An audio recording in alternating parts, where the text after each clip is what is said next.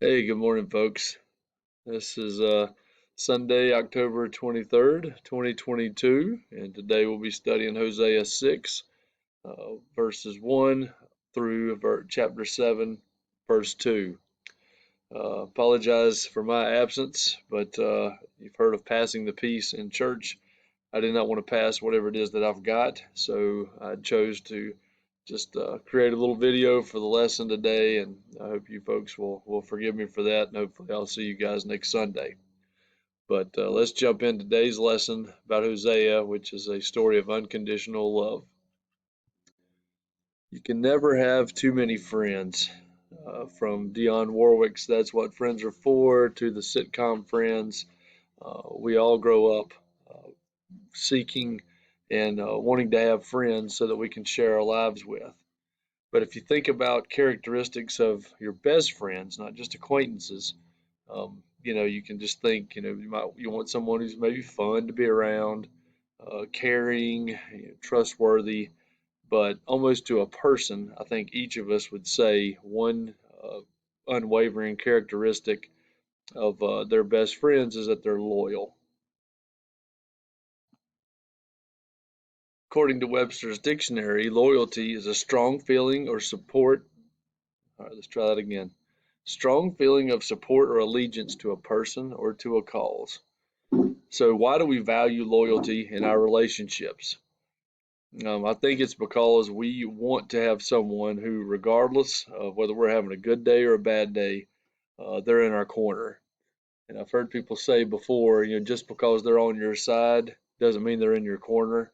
I think we all could relate to that in our work relationships and even family relationships, which again is why loyalty itself is such an important commodity.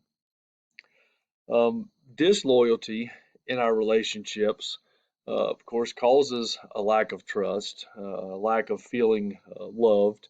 And if you don't have trust and you don't feel loved, there's typically not a whole lot of positive byproducts that come from that. But I want you to think for a moment about why is the loyalty of others such a blessing and the disloyalty of others so disappointing? You just think about that for a while. Loyalty is a blessing and disloyalty is so disappointing. And I think it's because, again, we all, as human beings, have this internal desire and craving to be loved regardless of who we are or what we've done, which is why the love of God is so important to us. As a Carolina Panther and now Washington Commander fan, I know a lot about loyalty because, to be honest with you, there ain't been a whole lot to cheer about when related to either of those two teams this year. And most years it's kind of that way. But deep down, there's always that hope that they're going to have a brighter tomorrow, and which is why I stick with them.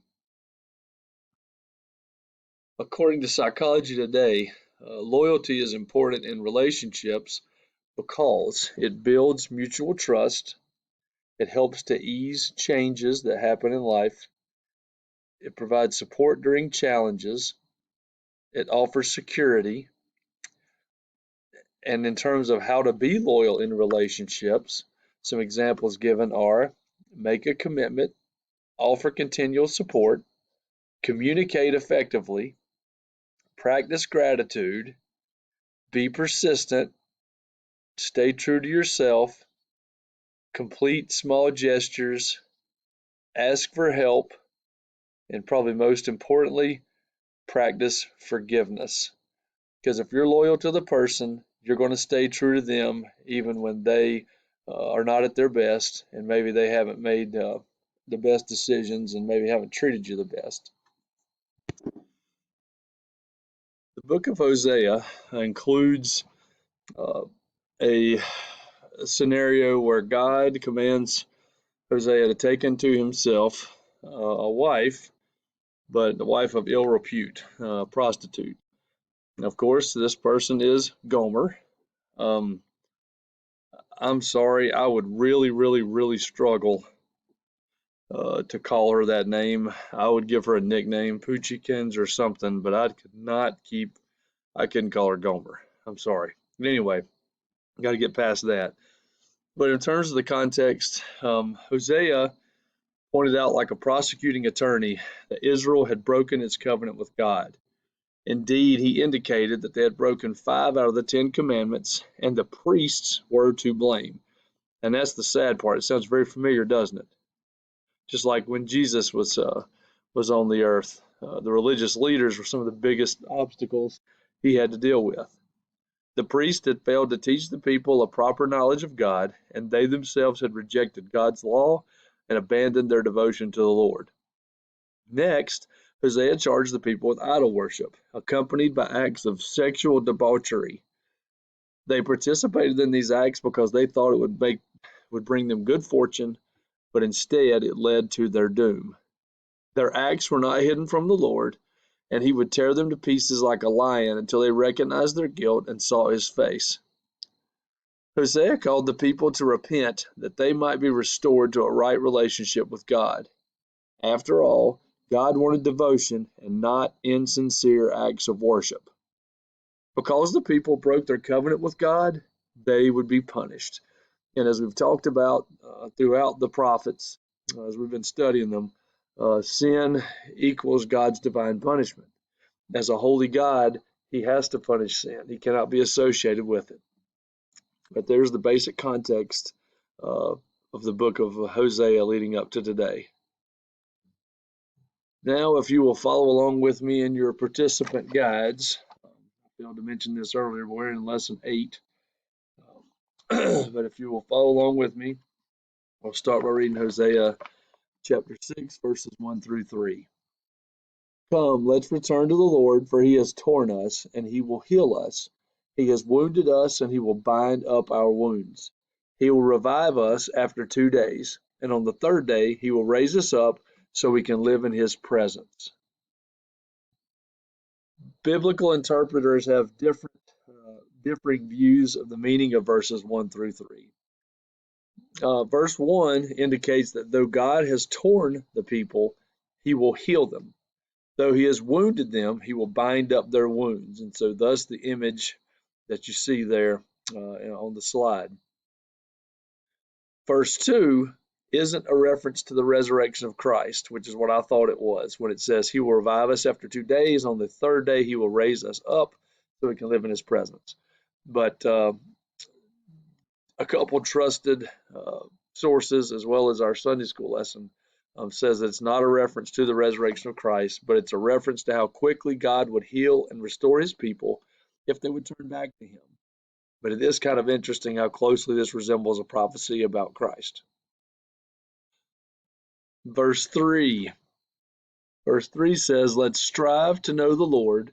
His appearance is as sure as the dawn, and he will come to us like the rain, like the spring showers that water the land. So verse 3, if God's people would return to him, his presence would be as sure as the dawn sunrise and would be as refreshing and invigorating as rain on a barren land.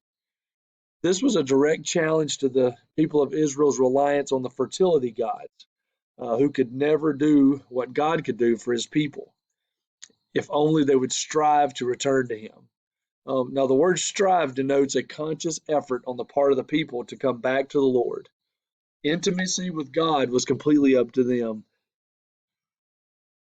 Our lesson asks at this point, what factors keep a person from turning back to God in repentance?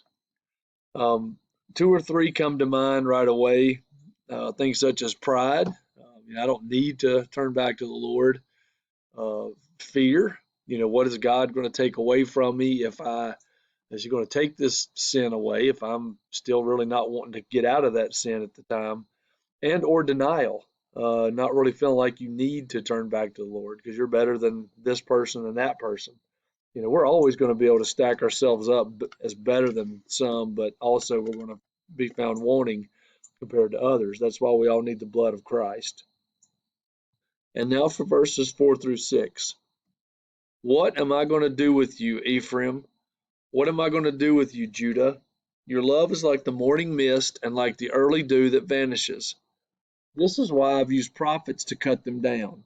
I have killed them with the words from my mouth. My judgment strikes like lightning.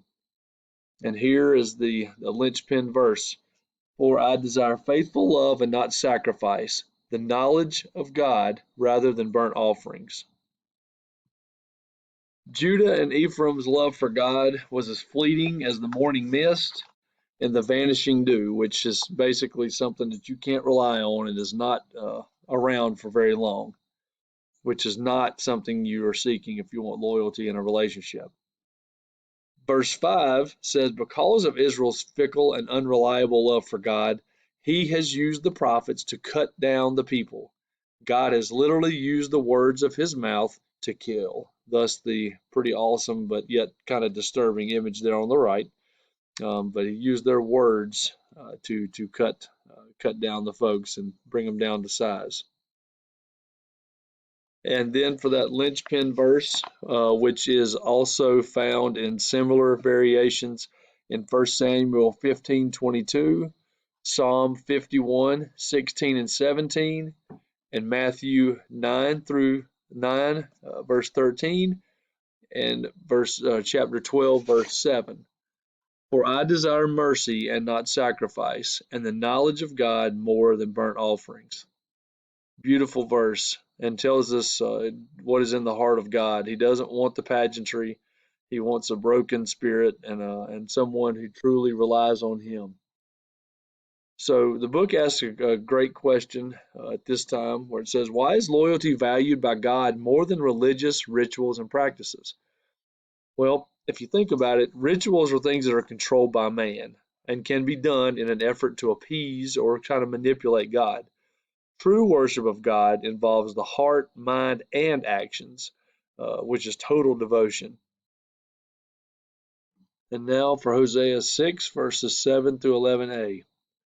But they, like Adam, have violated the covenant. There they have betrayed me. Gilead is a city of evildoers, tracked with bloody footprints. Like raiders who wait in ambush for someone, a band of priests murders on the road to Shechem. They commit atrocities. I have seen something horrible in the house of Israel. Ephraim's promiscuity is there, and Israel is defiled. A harvest is also appointed for you, Judah. Verse 7 indicates that the people of Israel are no better than their ancestor Adam, as they too have violated the covenant of God and have betrayed him. Some suggest that Adam may have actually been a town where Israel committed some sort of atrocity. But if that's not the case, it's just connecting us back to our ultimate forefather, on this earth at least, Adam. Verse 8 indicates that Gilead was where God had changed Jacob's name to Israel. The Hebrew word for footprints is the same as the root for the name Jacob. Could have been a play on words. The word evildoers is the same as the root for Bethaven, which Hosea used to describe Bethel. Bethel was the place where Jacob met God when he was fleeing from Esau. It appears that at this point, Israel was acting selfish and devious, as did Jacob, their father. In essence, the land was full of bloody footprints because of the destruction that came upon the land because of their disobedience. In verse 9, the priests were described as a bunch of ambushing raiders who murdered those on the road to Shechem. The priests were bloodthirsty men, and because of their wickedness, the nation of Israel was going to experience a total spiritual collapse. In verse 10, after zooming in on specific examples of Israel's disobedience, Hosea zooms back out to focus on the nation as a whole. By using the words promiscuity and defiled, Hosea was connecting back to the literal message he was living in his relationship with Gomer, who was defiled and promiscuous throughout, though she was loved by a faithful and true husband. And in verse 11a, hearkening to Galatians 6, verse 7, this verse indicates that Judah is about to reap what it has sown. It has sown disobedience, and as a result, it will reap destruction.